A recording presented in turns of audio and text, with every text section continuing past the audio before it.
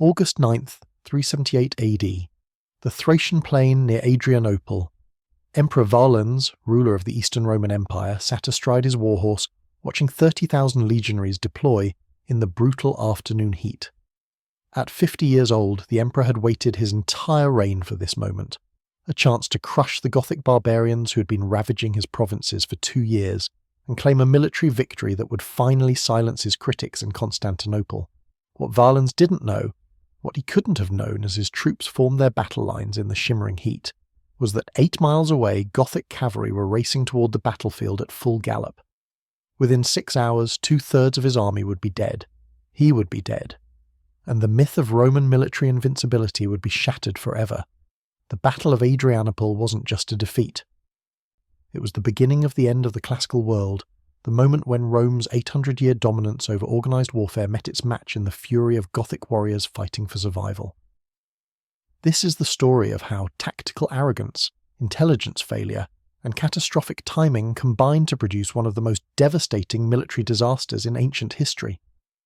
A battle where Roman discipline and training meant nothing against the impact of heavy cavalry, where the legions that had conquered the known world were trapped, surrounded, and methodically slaughtered, where an emperor died on the battlefield and his body was never found. The road to Adrianople began not on that bloody August day, but 2 years earlier, in the winter of 376 AD, when desperate Gothic refugees appeared on the northern bank of the Danube River begging for sanctuary. The Goths weren't invading, they were fleeing. Behind them, sweeping westward from the Asian steppes, came the Huns. These mounted warriors from the east had destroyed the Gothic settlements north of the Black Sea with a ferocity that terrified even the warlike Goths. Entire tribes were annihilated. Survivors spoke of enemies who lived on horseback, who could shoot arrows with deadly accuracy at full gallop, who appeared from nowhere and vanished into the steppes like demons. Fritigern, leader of the Thervingi Goths, sent envoys to Valens with a desperate proposal: allow his people to cross the Danube into Roman territory. In exchange, the Goths would provide soldiers for the Roman army and cultivate abandoned lands in Thrace. It seemed like a solution to multiple problems. The eastern provinces needed agricultural labour, the Roman military was perpetually short of recruits, and keeping the Goths as allies would create a buffer against the Huns. Valens, campaigning in Syria against the Persians, approved the migration. What he couldn't control was the implementation. The Roman officials charged with managing the refugee crisis were corrupt, incompetent and criminally negligent. Lupicinus, the comes of Thrace, saw the starving Goths as an opportunity for profit. Gothic families were promised food in exchange for their weapons. Then the food never came, or when it did, it was rotten, distributed at prices the refugees couldn't afford. Roman soldiers sold dog meat to starving Goths at inflated prices. Children were kidnapped and sold into slavery. Women were raped.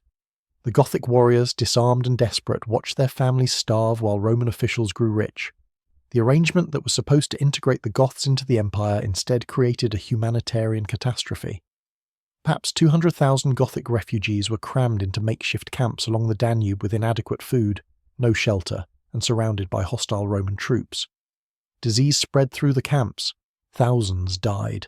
The survivors grew increasingly desperate and angry. In 377, the situation exploded.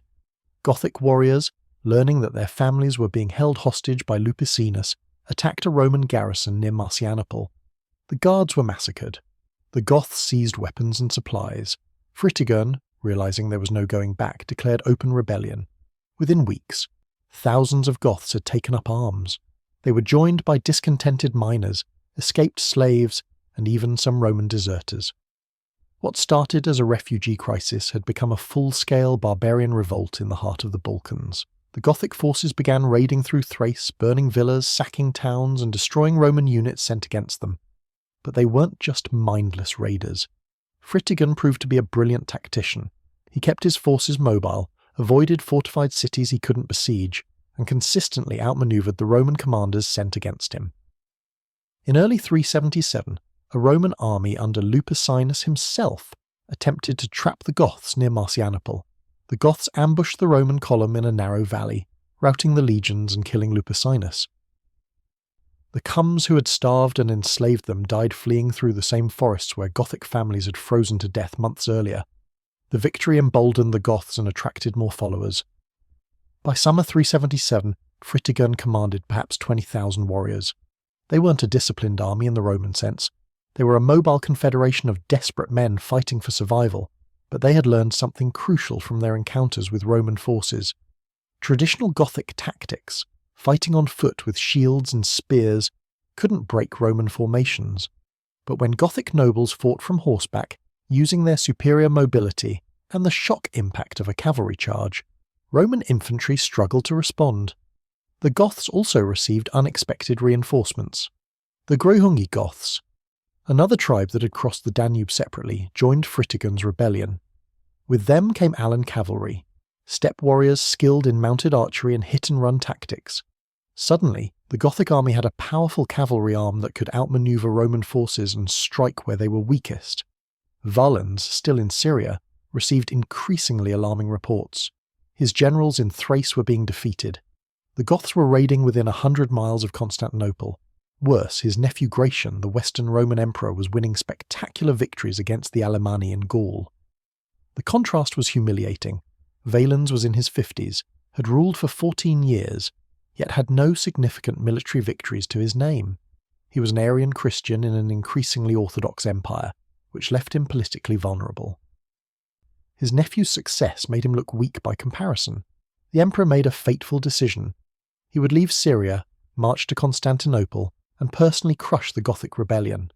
This would be his moment of glory, the military triumph that would legitimize his reign and silence his critics. He would show his nephew, the Senate, and the empire that he was a warrior emperor worthy of the throne. Valens arrived in Constantinople in May 378 and immediately began assembling an army. Legions were pulled from garrison duty across the eastern provinces. Troops were recalled from the Persian frontier. Veterans were brought out of retirement. By late July, he had assembled a force of approximately 30,000 men. It was a good army by the standards of the late 4th century. The corps consisted of several legions of heavy infantry, armoured troops carrying shields, spears and swords, trained in the traditional Roman formations. Supporting them were auxiliary units, lighter infantry including archers and skirmishers. The cavalry component was relatively small, perhaps 5,000 horsemen, a mix of Roman cavalry and allied units. 4th century Roman cavalry was nothing like the Gothic horse warriors. Roman cavalry typically fought as mounted infantry, using their horses for mobility but dismounting to fight in formation. They wore less armour than the heavy cavalry of later periods, and relied more on javelins and light lances than the shock impact of a charge. The army also included a significant number of foederati, barbarian allies serving under their own leaders. Ironically, this included some Gothic units who had remained loyal to Rome. These warriors would find themselves fighting their own kinsmen on the battlefield. As Valens prepared his campaign, he received word that Gratian was marching east with reinforcements. The Western Emperor had defeated the Alemanni at the Battle of Adrianople and was bringing his victorious army to help crush the Goths. His letters urged Valens to wait. Together they could overwhelm Fritigern with combined forces. The advice was militarily sound, but politically it was poison. If Valens waited for Gratian, the victory would be shared, possibly even attributed more to his nephew than to himself. The 19-year-old Western Emperor might overshadow him in his own domain. Valens had spent his entire reign living in the shadow of his more famous brother, Gratian's father Valentinian. He wouldn't be upstaged by his nephew too. Intelligence reports seemed to support an immediate attack. Roman scouts reported that Fritigern's main force consisted of approximately 10,000 warriors camped near Adrianople. The Gothic cavalry, under the command of the chiefs Lathius and Saphrax, were away foraging. If Valens moved quickly, he could destroy the Gothic infantry before the cavalry returned. The numbers seemed favourable. Valens had 30,000 troops against perhaps 10,000 Goths. 3-to-1 odds, exactly the advantage Roman military doctrine considered ideal for assured victory. What the scouts failed to report, what Valens didn't know, was that the Gothic cavalry wasn't just away foraging. They were organised, equipped and capable of rapid response. The intelligence failure would prove catastrophic. On August 8th, Valens marched his army out of Constantinople. The troops were confident, even eager. Many were veterans of the Persian Wars. They had spent months training, and they believed they were facing barbarian rabble. The Goths had won some skirmishes, but everyone knew that in a pitched battle Roman discipline and training would prevail. The army made camp about 8 miles from the reported Gothic position. Valens held a council of war. Some of his generals, including the Comes Sebastianus and the tribune Victor, urged caution. Wait for Gratian, rest the troops, gather more intelligence. But other advisers, particularly the imperial chamberlain and courtiers who had accompanied the emperor from Constantinople, pushed for immediate attack. The Goths were vulnerable. The emperor's glory awaited. Further delay would allow the barbarians to escape or reinforce. Valens made his decision. The army would march at dawn and attack immediately upon locating the enemy. There would be no delay, no waiting for reinforcements, no careful reconnaissance. The emperor would have his victory, and he would have it on his terms. August 9th dawned hot and cloudless. The temperature would reach well over 90 degrees Fahrenheit by midday. The Roman army began marching in the early morning, but the pace was slow. 30,000 men with baggage trains, siege equipment and supplies couldn't move quickly over the rough Thracian terrain. The troops marched in full armour under the blazing sun. Water was scarce. Men began falling out from heat exhaustion before they even reached the battlefield. Around midday, scouts reported they had located the Gothic camp. Fritigern had positioned his forces on elevated ground with their camp of wagons. The traditional Gothic laager, arranged in a defensive circle. The wagon fort contained the Gothic women, children, elderly and supplies, everything the warriors were fighting to protect.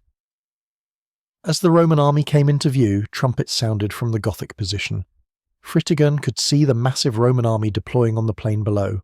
His infantry, perhaps 10,000 warriors, was outnumbered 3-1. The Gothic cavalry was miles away. This should have been the moment of Gothic defeat, the end of the rebellion. Instead, Fritigern made a brilliant tactical decision. He sent envoys to Valens requesting a parley. The Gothic ambassadors rode down under flag of truce with an offer. Fritigern would negotiate. Perhaps terms could be reached. The Goths would even provide hostages.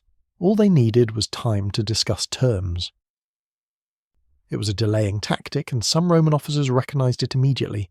But Valens, confident in his numerical superiority and perhaps already imagining his triumphal entry into Constantinople, agreed to hear the Gothic proposals.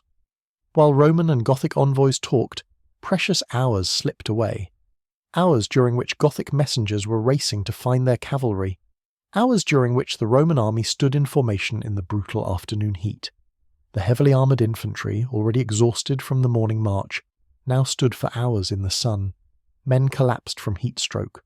Water supplies ran low. Discipline began to fray as soldiers broke formation to seek shade or water. The Roman commanders urged Valens to either attack immediately or withdraw to camp and rest the troops. The emperor hesitated. The negotiations continued. Then everything went wrong at once. Around 3 p.m., possibly due to a miscommunication or possibly due to Gothic deception, fighting broke out on the Roman left flank. Some sources claim a Roman cavalry unit broke formation and charged prematurely. Others suggest Gothic warriors deliberately provoked an engagement. Regardless of cause, the battle had begun in the worst possible way, with the Roman army still deploying, troops exhausted and dehydrated, and command and control breaking down. The Roman left flank cavalry charged toward the Gothic wagon lega. The Gothic infantry, fighting from behind their defensive position, held firm. The Roman cavalry, unsupported by infantry, found themselves caught in a killing ground. Gothic archers and spearmen took a heavy toll. The Roman cavalry began to waver. At this moment, at the worst possible moment for Rome, the sound of thunder rolled across the plain. Not the thunder of a storm, the thunder of thousands of hooves. The Gothic cavalry had arrived. Alethius and Saphrax, commanding perhaps 5,000 Gothic and Alan horsemen, had received Fritigern's urgent summons and ridden at full gallop to reach the battlefield. Now they burst onto the field in a massive column, crashing into the exposed Roman left flank with devastating force. 4th century heavy cavalry was nothing like the mounted knights of the medieval period, but it was still a formidable force. Gothic nobles rode large horses, wore chainmail or scale armour, and wielded long spears or lances. Their tactics relied on the shock impact of a massed charge, the psychological and physical impact of hundreds of armoured horsemen smashing into infantry formations at full gallop. The Roman left flank simply disintegrated. Cavalry units were ridden down, scattered, destroyed in minutes. The supporting infantry, still deploying from march column into battle formation, had no time to form proper defensive positions.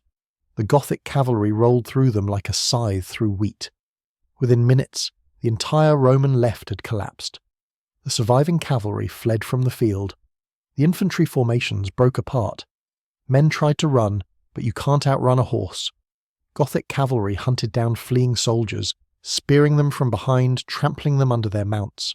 Valens, in the centre of his formation, saw his left flank destroyed in minutes and made a critical error. Instead of withdrawing while he still could, he ordered the centre and right to continue advancing. Perhaps he believed his infantry could still overwhelm the Gothic foot soldiers. Perhaps he didn't realise how catastrophically the situation had deteriorated. Perhaps pride and stubbornness clouded his judgment. The Roman centre advanced toward the Gothic wagon fort. For a brief moment it seemed like Roman discipline might prevail. The legionaries, despite their exhaustion, advanced in formation, shields locked, maintaining their lines. They pushed toward the Gothic position, and the Gothic infantry began to give ground. But the Gothic cavalry had other plans. Having destroyed the Roman left, Alathius and Saphrax wheeled their forces and charged into the rear of the Roman formation. Simultaneously, Gothic infantry swarmed forward from their defensive position, attacking the Roman front. The Roman army found itself caught in a closing vice. Gothic cavalry hammered their rear and flanks, while Gothic infantry pressed their front. The Romans attempted to form a defensive circle, the traditional formation when surrounded, but the crush of bodies made organised movement impossible. The legionaries were packed so tightly together that they could barely raise their weapons. Men in the front ranks were pushed forward by the mass of bodies behind them, straight into Gothic spears. Men in the rear were ridden down by Gothic cavalry. The flanks were exposed to attacks from all directions. What followed was not a battle. It was a massacre. The Romans, trapped in a compressed mass of humanity, couldn't fight effectively. Their training and discipline meant nothing when they couldn't maneuver. Gothic warriors simply pressed in from all sides, stabbing into the packed Roman formation with spears, firing arrows into the mass of bodies from point-blank range. The Gothic cavalry circled the trapped Romans, charging again and again into the packed formation, creating corridors of death through the Roman lines, then pulling back to charge again. Each charge killed dozens. The cavalry would withdraw, regroup, and charge again. The Romans had no defence. They couldn't form an effective shield wall when pressed together so tightly. They couldn't retreat because there was nowhere to go. They couldn't fight their way out because Gothic warriors surrounded them completely. The afternoon sun beat down mercilessly.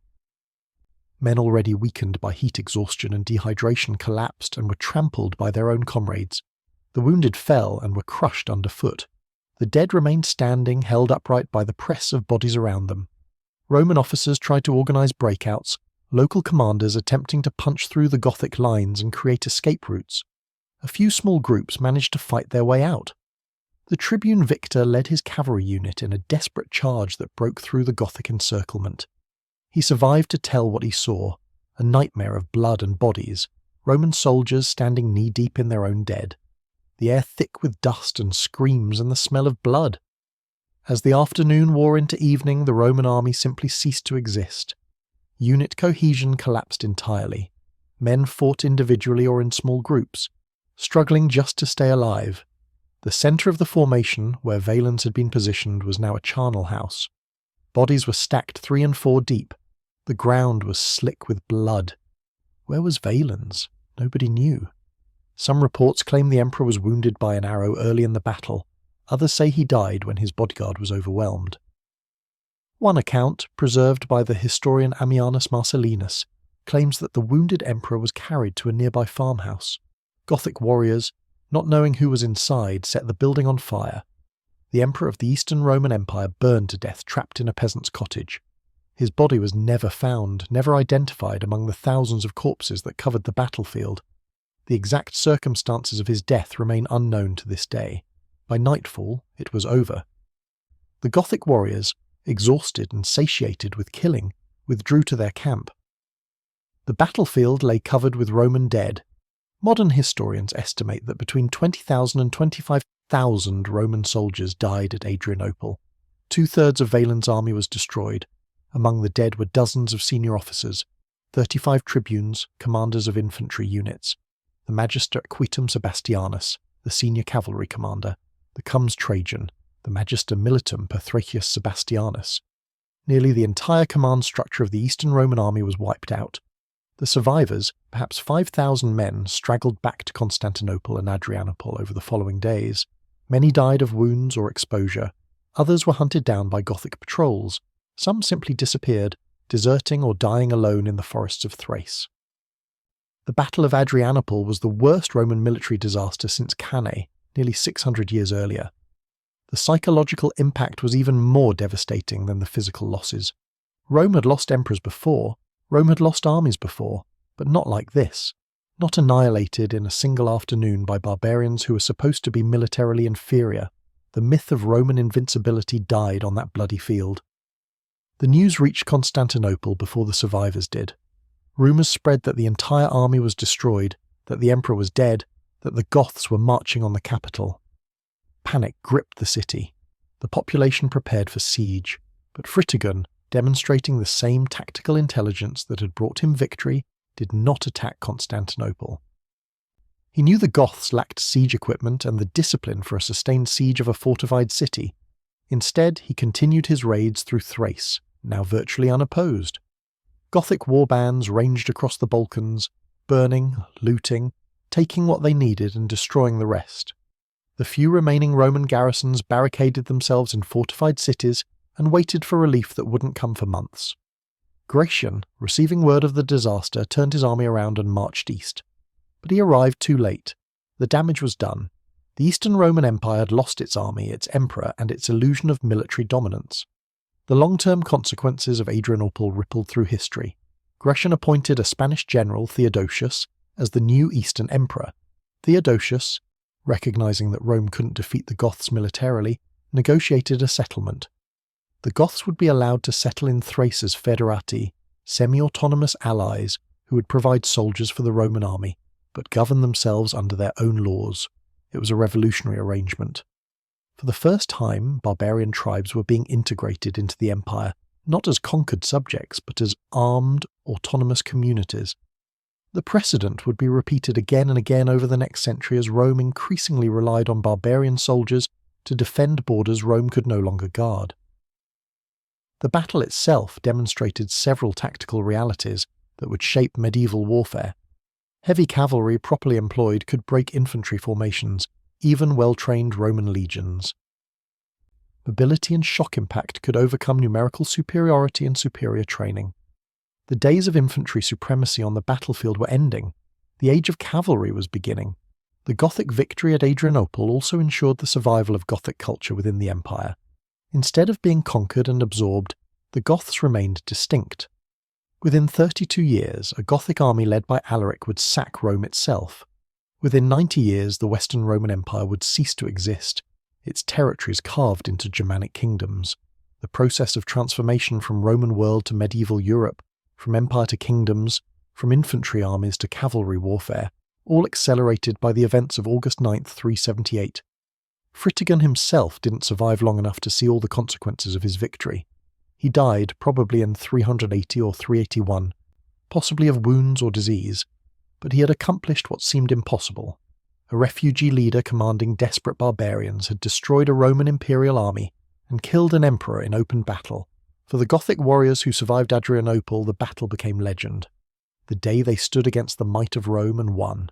The day they proved that Rome could be beaten, that Roman legions could be destroyed, that emperors could die on barbarian spears. The story was told around Gothic campfires for generations. The historians who recorded Adrianople struggle to explain how it happened. Ammianus Marcellinus, writing perhaps a decade after the battle, blamed the defeat on Valens' rashness, his refusal to wait for reinforcements, his decision to attack exhausted troops in the afternoon heat. All true, but insufficient to explain the scale of the disaster. Later Roman historians looked for scapegoats. Some blamed the cavalry commanders for fleeing too quickly. Others blamed the infantry for failing to hold formation. Some even whispered about betrayal, suggesting that Gothic foederati in Roman service had deliberately sabotaged the battle. But the truth was simpler and more disturbing. The Roman army at Adrianople was defeated by superior tactics, better timing, and the devastating effectiveness of heavy cavalry against infantry caught in the open. The Goths under Fritigern fought with the desperation of men who knew defeat meant extermination for themselves and their families. They fought with the advantage of mobility, using their cavalry to strike where the Romans were weakest, and they fought with intelligence, using deception and delay to position themselves for victory. The Romans fought with arrogance, assuming that their numerical superiority and traditional tactics would be sufficient. They fought exhausted and disorganized because Valens' impatience forced a hasty battle. They fought without proper intelligence because Roman scouts had failed to locate the Gothic cavalry. And they fought without flexibility, unable to adapt when the situation deteriorated. In the decades following Adrianople, Roman military theorists studied what went wrong. The Comes Vegetius, writing his Manual of Roman Military Doctrine, emphasized the importance of rest, proper camp discipline, and thorough reconnaissance. But the real lesson couldn't be taught in a manual. Rome's military system, designed for offensive conquest and territorial expansion, was ill-suited for the defensive warfare that would characterize the coming centuries. The legions that had conquered the Mediterranean were too rigid, too slow, too reliant on set-piece battles against inferior opponents. The barbarians had learned to avoid Roman strengths and exploit Roman weaknesses, and Rome could not adapt fast enough. At the site of the battle, near modern Edirne in Turkey, archaeologists have searched for physical evidence of the conflict. Metal detector surveys have found coins, weapon fragments, and military equipment from the late 4th century. The scattered remains of perhaps 20,000 men decomposing on a Thracian plain in August 378. The bodies were never properly buried. Gothic warriors stripped the dead of armour, weapons, and valuables. Local peasants, after the Goths moved on, scavenged what remained. Wild animals and birds did the rest. The bones of Roman legionaries who had marched confidently to victory ended up scattered across miles of farmland, anonymous and forgotten. Only one memorial survived antiquity, a stone column erected by Theodosius several years after the battle, commemorating the fallen and claiming that Valens had died heroically in battle, rather than burned to death in a farmhouse. The column itself was destroyed centuries ago. Even the location of the battle was disputed for generations, with different sites around Adrianople being proposed by various historians. But the memory of the battle survived. In Gothic oral tradition, in Roman military history and Byzantine chronicles in medieval legends, Adrianople became shorthand for catastrophic defeat. The cautionary tale of what happens when arrogance meets desperation. For students of military history, Adrianople offers lessons that remain relevant. The importance of intelligence, the danger of underestimating your opponent, the need for flexible tactics, the decisive impact of mobility in warfare. But perhaps the most important lesson is about timing.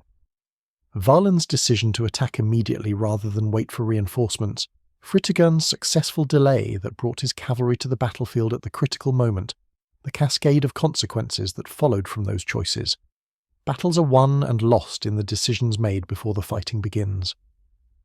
In the summer of 378, an emperor made the wrong decisions, a refugee leader made the right ones, and an empire that had stood for over 1,000 years began its long, slow collapse. The thunder of Gothic cavalry at Adrianople was the sound of one world dying and another being born. The classical age of Rome gave way to the medieval age of kingdoms. The age of infantry supremacy gave way to the age of cavalry dominance. The myth of Roman invincibility gave way to the reality of Roman vulnerability. And it all happened in a single afternoon on a Thracian plain, where exhausted Roman soldiers stood trapped and helpless while Gothic warriors carved their names into history with Roman blood. Emperor Valens rode onto that battlefield expecting glory. Instead, he found death and anonymity. His body lost among thousands, his empire wounded beyond recovery. The Gothic warriors who cut down Roman legionaries that day were fighting for their families, their survival, their right to exist. They won more than a battle. They won a future. Fritigern's delaying tactics, Alathius and Saphrax's perfectly timed cavalry charge, the courage of Gothic warriors fighting against impossible odds, these combined to produce one of the most consequential battles in Western history. The Roman world would never be the same. The Battle of Adrianople didn't end Roman history, but it revealed Rome's vulnerability and accelerated processes of change that were already underway. Barbarian settlement within the empire, reliance on barbarian soldiers, the growing independence of military commanders, the weakness of centralized authority. All these trends existed before Adrianople, but the disaster made them irreversible. In the Eastern Roman Empire, which would survive as Byzantium for another 1,000 years, Adrianople became a defining moment. The emperors who followed learned from Valens' mistakes. They negotiated with barbarians rather than fighting them when possible. They relied on diplomacy, bribery, and playing enemies against each other rather than massive military campaigns. The Byzantine Empire survived largely by avoiding the kind of decisive battle that Valens sought. In the Western Roman Empire, which would collapse within a century, Adrianople was the beginning of the end. The western provinces never fully recovered. Barbarian settlement increased. Roman military strength declined. The cycle of defeat and barbarian settlement that began with the Goths after Adrianople would continue with Vandals, Burgundians, Franks, and eventually the complete dissolution of imperial authority. The last Western Roman emperor would be deposed in 476, less than a century after Adrianople, by a barbarian general whose soldiers were probably descendants of Gothic warriors who fought at Adrianople. The Gothic warriors who survived the Battle of 378 became the founders of kingdoms. Their descendants would rule in Spain, Italy, and southern Gaul. Gothic kings would preserve elements of Roman civilization even as they built new societies on the ruins of empire. The fusion of Roman and Germanic cultures that characterized medieval Europe began in earnest after Adrianople. And somewhere, lost among the thousands of bones that slowly disappeared into the Thracian soil, lay the body of a Roman emperor. Valens had sought glory and found oblivion, his reign remembered primarily for its catastrophic ending. He had wanted to be remembered as a conqueror, and was instead remembered as the emperor who lost an army and died fleeing barbarians. History can be cruel to the ambitious.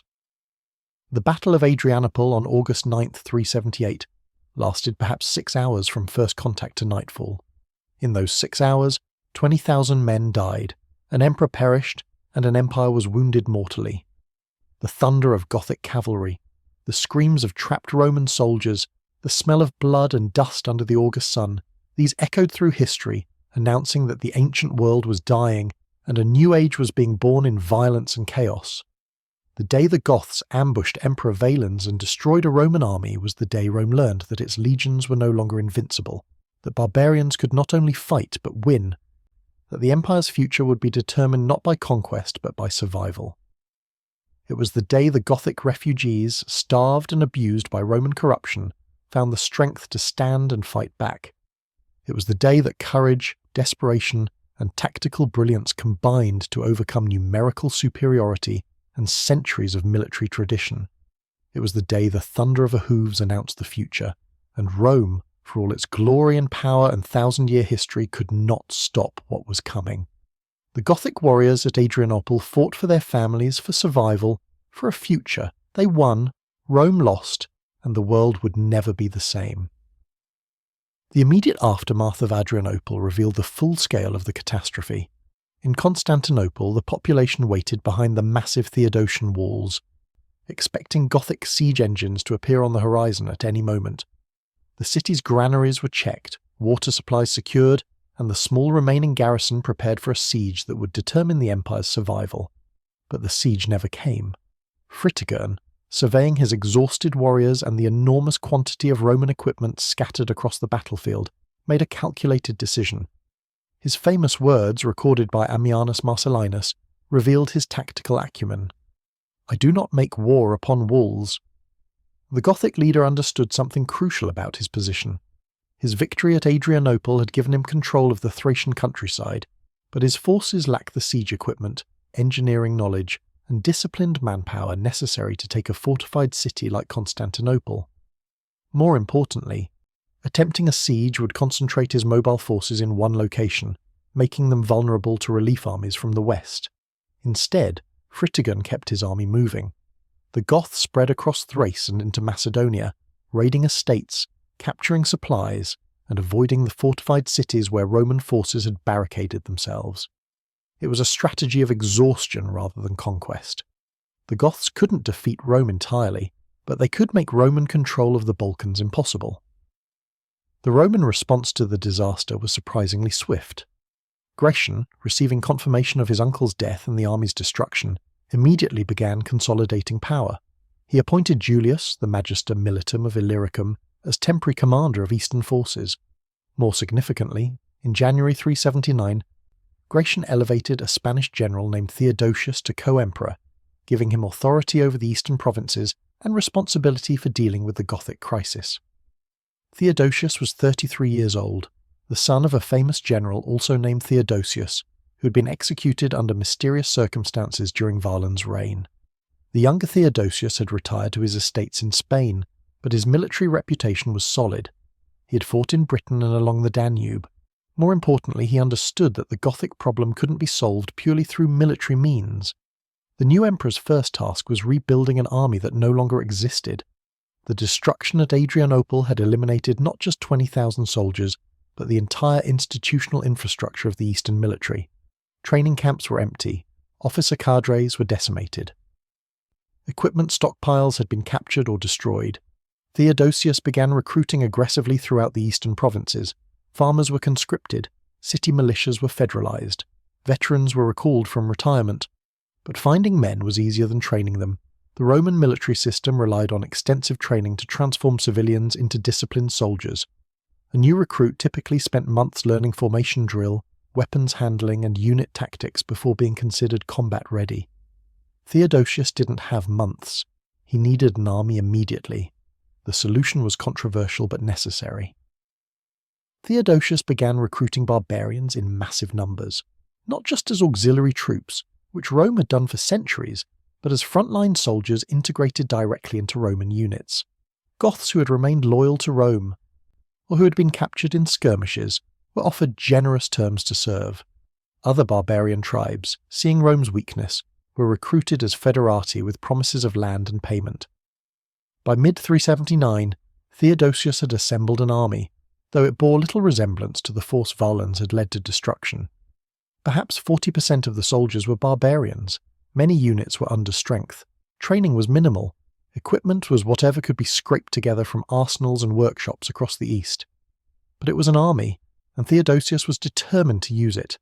The campaigns of 379 and 380 were brutal, inconclusive affairs. Theodosius avoided pitched battles, having learned from Valens' mistake. Instead, he employed a strategy of containment and attrition. Roman forces would shadow Gothic bands, harassing their foraging parties, ambushing small groups, and withdrawing before the Goths could concentrate for battle. When the Goths fortified positions, Theodosius would blockade them rather than assault. When they moved, he would follow but not engage. It was frustrating, inglorious warfare that produced no decisive victories but slowly wore down Gothic strength. The Goths, meanwhile, were discovering the limitations of their victory. They controlled much of the countryside, but they couldn't govern it. They could defeat Roman armies, but they couldn't force Rome to surrender. Most crucially, they couldn't feed themselves indefinitely through raiding. As estates were destroyed and populations fled to fortified cities, the Goths found fewer targets worth raiding. In 380, disease swept through Gothic camps. Dysentery, typhus, and other illnesses killed warriors who had survived Roman swords. The Gothic Confederation began to fracture as different chiefs pursued different strategies. Some wanted to continue the war, others sought negotiated settlement, still others proposed leaving the Balkans entirely and moving elsewhere. Fritigern died sometime in 380 or 381. The exact circumstances are unknown. Some sources suggest he was killed in a skirmish with Roman forces. Others claim disease took him. His death removed the one leader who could maintain Gothic unity. Without Fritigern's tactical brilliance and political skill, the Gothic Confederation began to dissolve into competing factions. Theodosius seized the opportunity. In 381, he began serious negotiations with various Gothic leaders. The terms he offered were generous by traditional Roman standards, but necessary given reality. The Goths would be settled in Thrace and Moesia as autonomous foederati. They would maintain their own laws, leaders, and social structure. In exchange, they would provide soldiers for the Roman army when called upon, and refrain from raiding Roman territory. It was a revolutionary arrangement. Previous barbarian settlements had involved conquered peoples being absorbed into the empire as subjects. This treaty recognised the Goths as semi-independent allies within imperial borders. Gothic warriors would fight under their own commanders, not integrated into Roman units. Gothic communities would govern themselves, not submit to Roman administrators. The Treaty of 382 formalised these arrangements. Modern historians debate whether it represented Roman pragmatism or Roman weakness. Probably both. Theodosius lacked the military strength to defeat the Goths decisively, but the settlement gave Rome what it needed most: peace in the Balkans and access to Gothic military manpower. The Goths got what they had sought all along: land and security for their families. For the survivors of Adrianople on both sides, the treaty must have seemed surreal. Gothic warriors who had slaughtered Roman legionaries by the thousand were now being integrated into the Roman military system. Roman officers who had watched their comrades die at Gothic hands were now expected to cooperate with Gothic commanders. The psychological barriers were enormous. Trust was non-existent. But necessity forced cooperation. The Gothic settlement in Thrace created a template that would be repeated throughout the empire over the next century. As Roman military power declined and external threats increased, emperors increasingly relied on barbarian federates to defend the frontiers. The Vandals, Burgundians, Franks, Alemanni, and dozens of other tribes would receive similar settlements. Each treaty weakened centralized Roman authority and strengthened autonomous barbarian communities within imperial borders. The military lessons of Adrianople were studied intensively by Roman commanders. Vigesius, writing his military manual in the late 4th or early 5th century, emphasized the importance of proper reconnaissance, adequate rest for troops before battle, and maintaining supply lines. His work reads almost like a post-mortem on Valens' mistakes. Don't rush into battle without intelligence. Don't fight with exhausted troops. Don't let pride override tactical judgment. But the deeper military implications took longer to recognize. Adrianople demonstrated that heavy cavalry could break even well-trained infantry under the right circumstances. This wasn't entirely new. Cavalry had been important in ancient warfare, but the scale and decisiveness of the Gothic cavalry charge shocked Roman military theorists. Over the next centuries, cavalry would become increasingly dominant in European warfare. The stirrup, introduced from the east, would eventually make mounted combat even more effective. The armoured knight of medieval Europe was the distant descendant of the Gothic heavy cavalry that destroyed Valens' army. The Roman military system gradually adapted. Cavalry forces were expanded and given more importance in battle planning. Infantry tactics evolved to better resist cavalry charges. But the Roman Empire never fully adjusted to the new realities of warfare because it no longer had the resources to do so. Training effective cavalry required different skills than training infantry. Cavalry forces needed extensive pasture land for horses, specialized equipment, and aristocratic warriors with the wealth to maintain expensive mounts and armor. The Germanic tribes, with their warrior aristocracies and pastoral economies, were better positioned to develop effective cavalry than an increasingly impoverished Roman state. The economic strain of maintaining military forces after Adrianople was crushing. Theodosius' recruitment drives depopulated agricultural areas, reducing tax revenues. Equipment production required resources the empire increasingly lacked. The reliance on barbarian foederati, while militarily necessary, was financially ruinous. The federates demanded payment in gold, food, and land. Meeting these demands required higher taxes, which sparked unrest among Roman populations already suffering from Gothic raids. The social consequences rippled through Roman society. The senatorial aristocracy, which had viewed military service as beneath them for generations, found themselves increasingly irrelevant as barbarian warriors replaced Roman soldiers as the empire's primary military force. The urban populations of the Eastern Empire watched with concern as Gothic settlements near Constantinople grew in size and confidence. Anti-Gothic riots erupted in several cities, put down by Roman authorities who needed Gothic military support more than they needed urban popularity. In the churches, theological debates took on new urgency.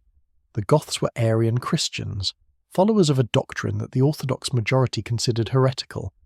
Valens had been an Arian, one reason his memory was not greatly mourned in Orthodox Constantinople. Now thousands of Arian Gothic warriors were settling in Orthodox provinces.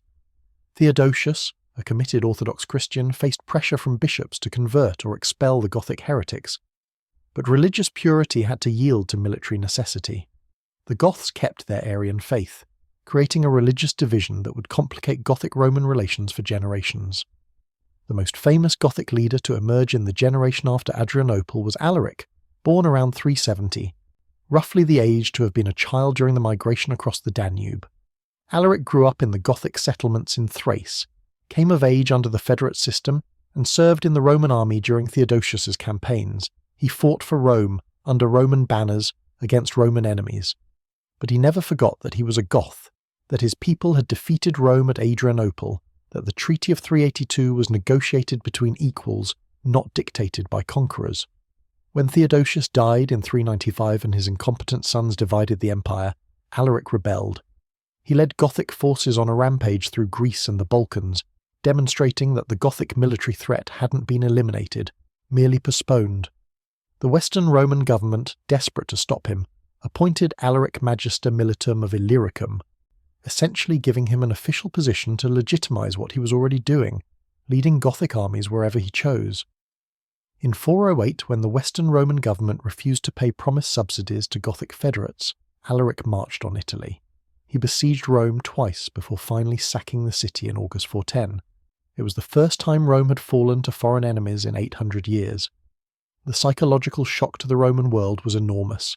The city that had survived Hannibal, that had conquered the Mediterranean, that had stood inviolate for nearly a millennium, had been sacked by barbarians.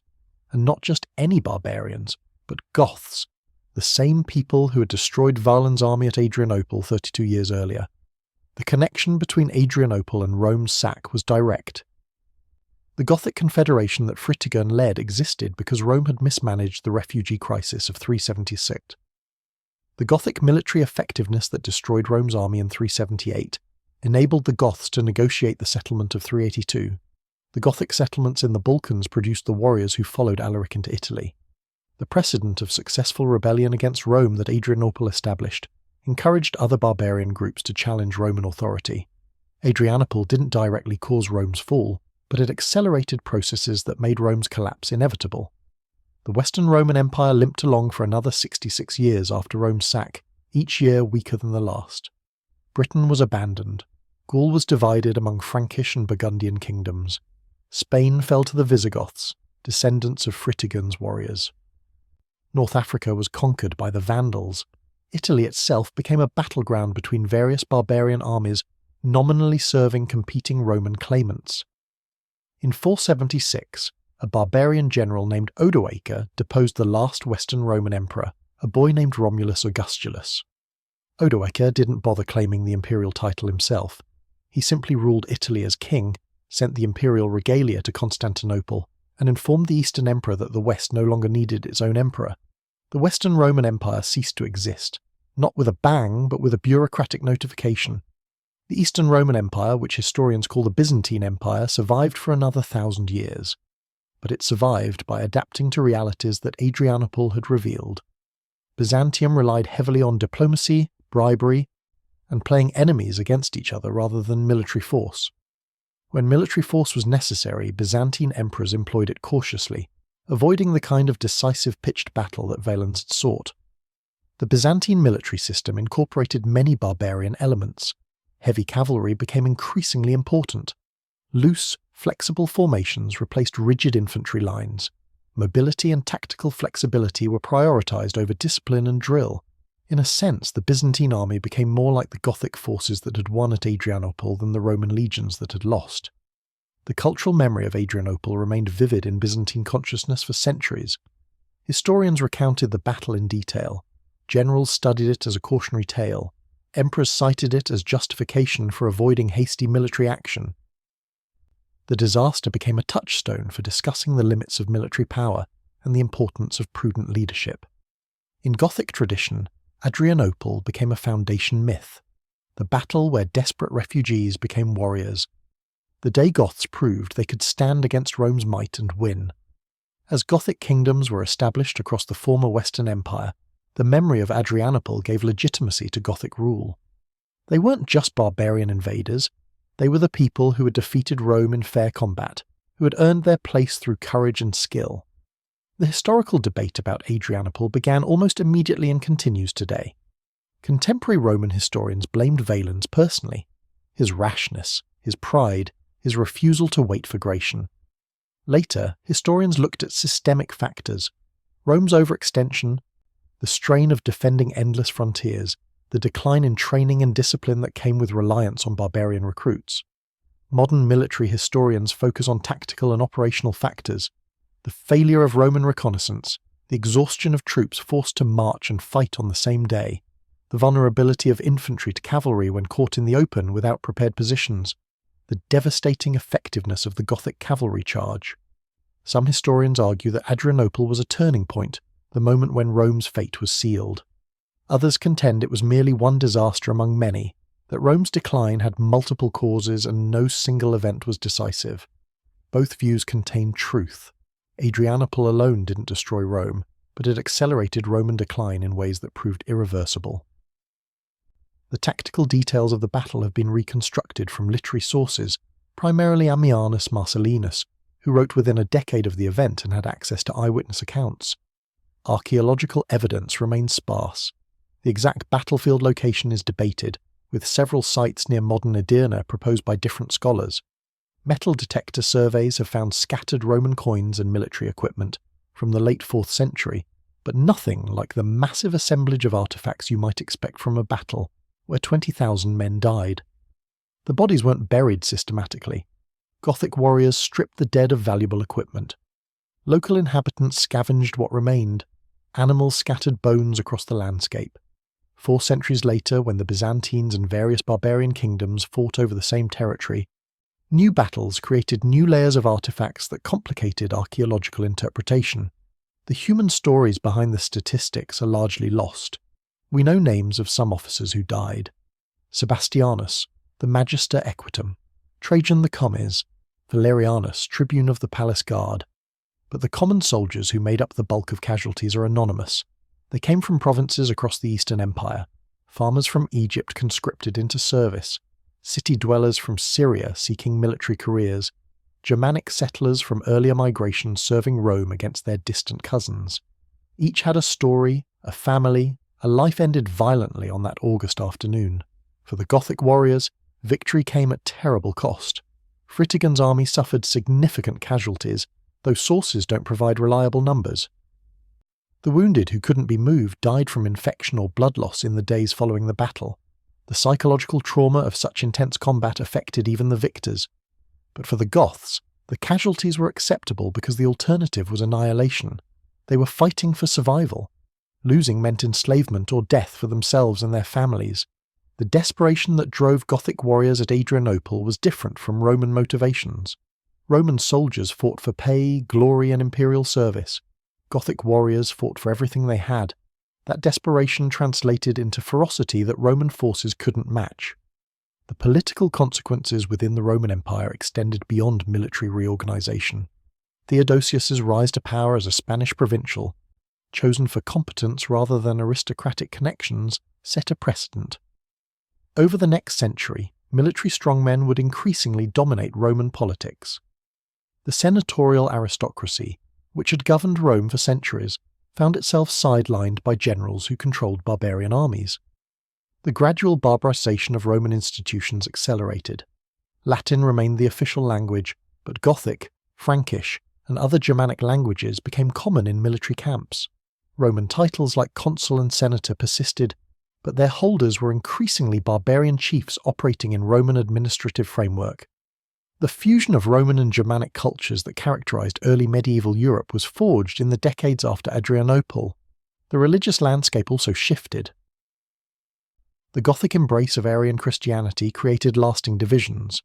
As orthodoxy became more firmly established as official Roman doctrine, Arian Goths found themselves religious outsiders despite their military importance. This religious tension would complicate barbarian Roman relations throughout the 5th century, and contribute to mutual distrust that made political cooperation difficult. In the artistic and literary culture of the late Empire, Adrianople became a subject of fascination and horror. Poets composed elegies for the fallen legions, historians offered explanations for the disaster. Christian theologians debated whether the defeat represented God's judgment on Roman sins or simply the fortunes of war. The Battle of Adrianople appeared in these works as a symbol of Roman vulnerability. a reminder that the empire that had seemed eternal was actually fragile. The military technology that dominated at Adrianople, heavy cavalry and massed archery, would define medieval warfare. The Gothic cavalry tactics evolved into the cavalry charges of medieval knights. The emphasis on mobility and shock action replaced the infantry-based tactics of classical warfare. Military historians trace a direct line from the Gothic cavalry at Adrianople through Byzantine cataphracts to medieval knights and beyond. The economic model that enabled Gothic success also pointed toward the future. The Goths were pastoralists and farmers, not urban manufacturers. Their economy could support cavalry forces in ways the increasingly urbanized Roman economy couldn't. As the Western Empire fragmented, the successor kingdoms adopted Germanic economic models, pastoral and agricultural, that supported the cavalry armies of medieval Europe. For the cities of the Roman Empire, Adrianople marked the beginning of a long decline. Urban populations, which had been the foundation of Roman civilization, found themselves increasingly vulnerable. They couldn't defend themselves against mobile barbarian armies. They relied on food supplies that raiders could interrupt. As central authority weakened, cities either fortified themselves as isolated strongholds or declined into insignificance. The next 200 years would see dramatic urbanization throughout the Western Empire, a process that Adrianople accelerated. The transformation of Europe from a Roman to a medieval civilization occurred over centuries, not overnight. But historians marking the transition points consistently identify Adrianople as one of the key moments. Before Adrianople, Rome seemed capable of recovering from any disaster, as it had done repeatedly over centuries. After Adrianople, recovery became progressively harder with each new crisis. The trajectory pointed toward collapse, and everyone, Romans and barbarians alike, could see it. The Gothic warriors who fought at Adrianople couldn't have imagined the full consequences of their victory. They were fighting for immediate survival, not consciously trying to transform European civilization.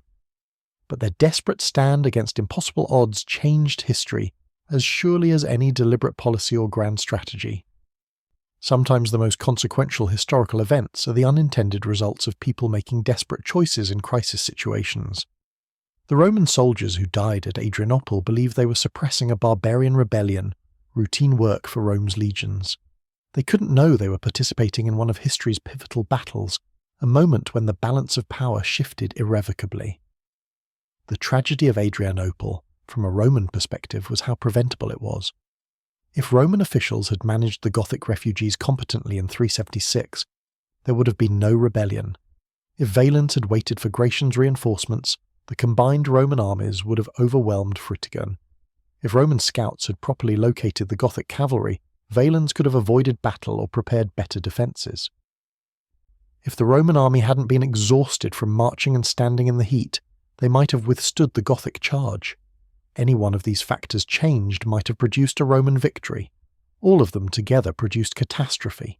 The cumulative weight of mistakes, from strategic to tactical, transformed what should have been a manageable provincial rebellion into existential crisis. That's perhaps the most important lesson of Adrianople. In warfare, small mistakes compound. Bad intelligence leads to poor strategic decisions. Poor strategic decisions force difficult tactical situations. Difficult tactical situations magnify the impact of exhaustion, poor training, and command failures.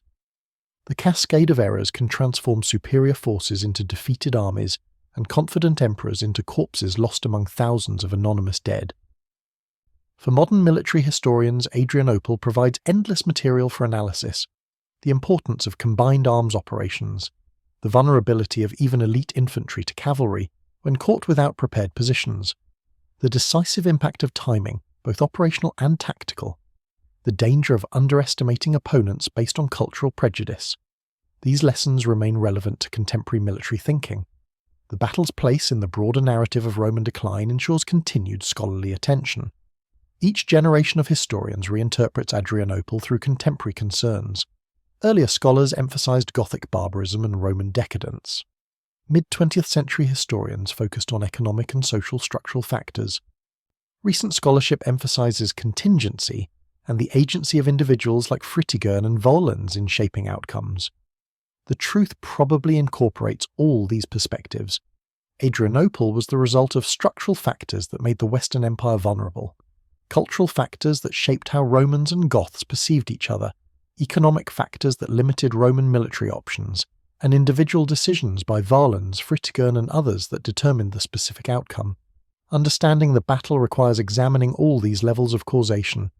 The Gothic refugees who crossed the Danube in 376 just wanted to survive, to escape the Huns and find safety for their families. 2 years later, they had destroyed a Roman army and killed an emperor. 30 years after that, their descendants would sack Rome itself. Within a century, Gothic kingdoms would rule much of the former Western Empire. The transformation from desperate refugees to conquerors of Rome is one of the most remarkable stories in ancient history, and it began at Adrianople on August 9, 378, when Gothic cavalry thundered onto a Thracian battlefield and changed the world forever.